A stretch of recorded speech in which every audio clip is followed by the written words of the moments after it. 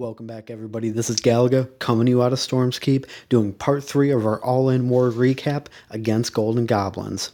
We still have 4 more attacks to show you. We're going to start off with Rowdy Ankrauser, going against number 15, Random Letters and Numbers.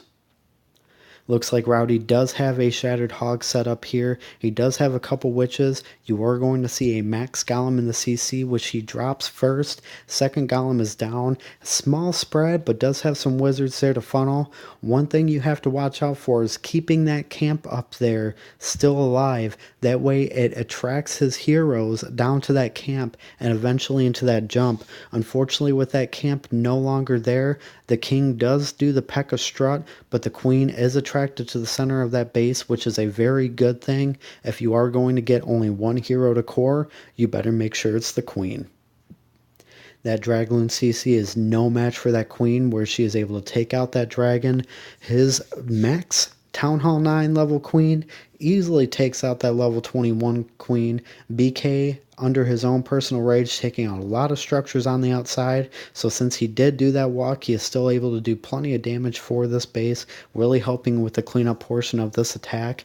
The hogs are down, taking on a lot of those defenses in the core. He still does have 2 heals left, now 1 heal left. His hogs are under that heal, taking on a lot of damage from defenses, but doing a lot of damage themselves. As you see all those flying piggies running over those spring traps, did activate a bomb, but it is under a heal, so those hogs are still alive, able to take out that Expo, making their way over to the air defense. Only has 1 defense shooting at it right now, a cannon, so they are able to take out that air defense very, very quickly.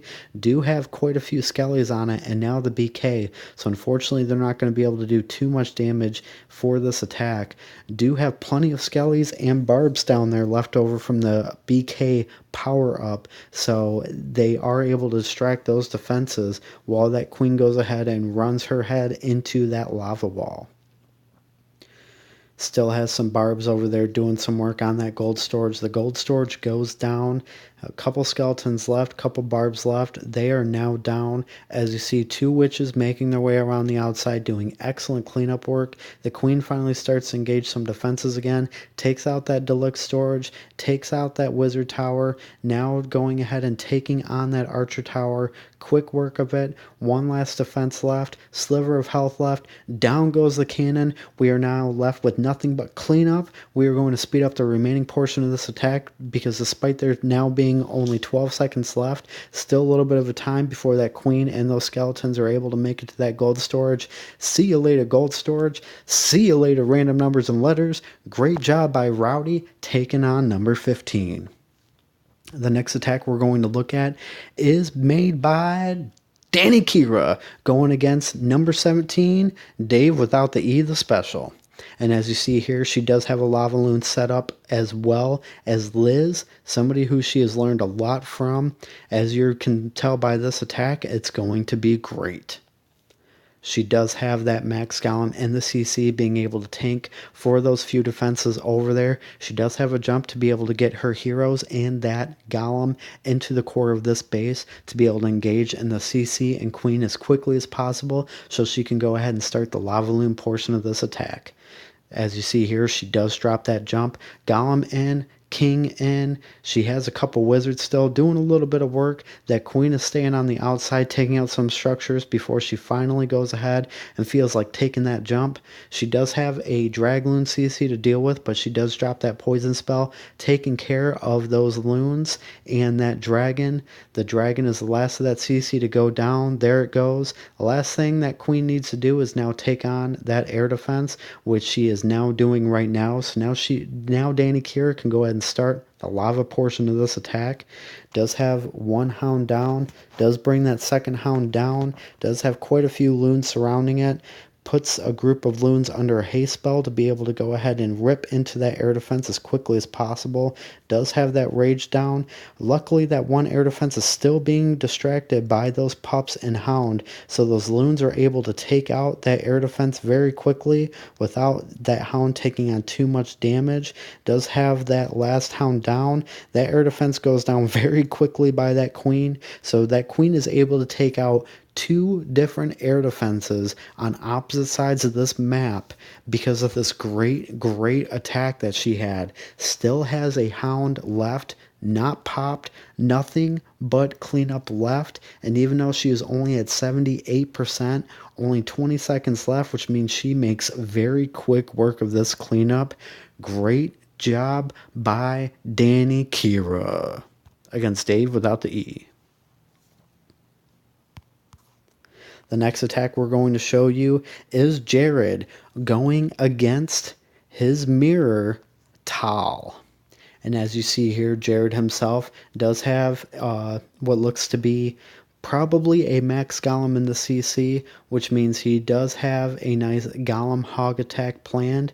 The queen is sitting there on the north side of this map. Minions are doing great work being able to clear out some structures without any defenses hitting them.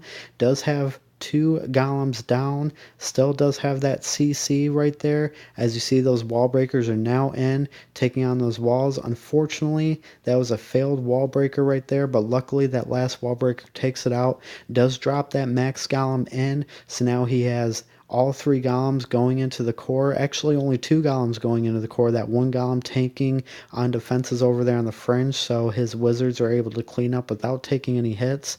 You do see some loons here in the CC, so it looks like it is not a drag loon CC. Does have the poison down to slow down those loons. That queen is able to take out those loons without taking on much defense hits herself.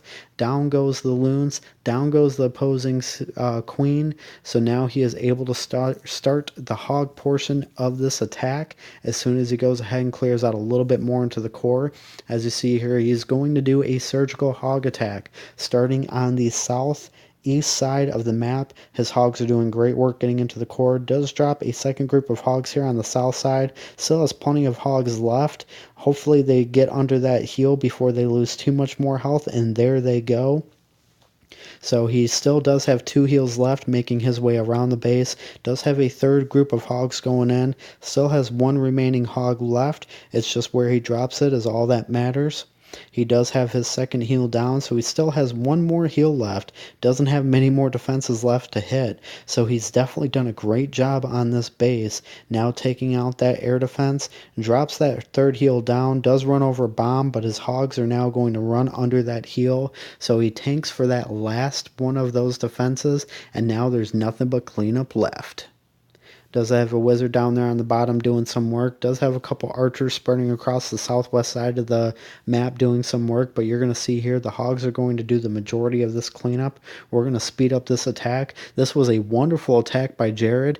To the best of my knowledge, this was actually the first attack we did in this war. And he started us off very, very well. Great job, Jared. The last of our attacks we're going to show here is Hunter going against Wiley Jr. Now, Wiley Jr. is actually their number one's main account. It is actually his junior account. So they actually bring this base in to kind of lower the war weight. And Hunter really shows them that you shouldn't have brought this base into war, because he's going to go in with a drag attack. And I have to say, man, do I miss Town Hall 8, because drag attacks were the best. And if they were effective at 9 with those max balloons, man, would it be fun to use that attack in war. Nevertheless, his drags are doing some excellent work here. Now taking on those two remaining air defenses. He does have that one blower to deal with, but that lower level air defense goes down very quickly. That last loon goes down very quickly. That last air defense goes down very quickly. His king is now under his own personal rage, going ahead and taking on those structures on the side, keeping his drags inside. He's got plenty of drags left. He's got so many drags left, he could defeat this base 2 more, maybe even 3 more times with these drags. It was a wonderful drag attack here by Hunter. Once again, I'm going to reiterate, man, do I miss drag attacks. We're going to go ahead and speed up the remaining portion of this attack because it's inevitable, folks. You see how many drags are left? There's no stopping him. Great job by Hunter. He's just got that one last little hut there. Down it goes. Great job, Hunter. Well, this is going to do it for our all-in war recap.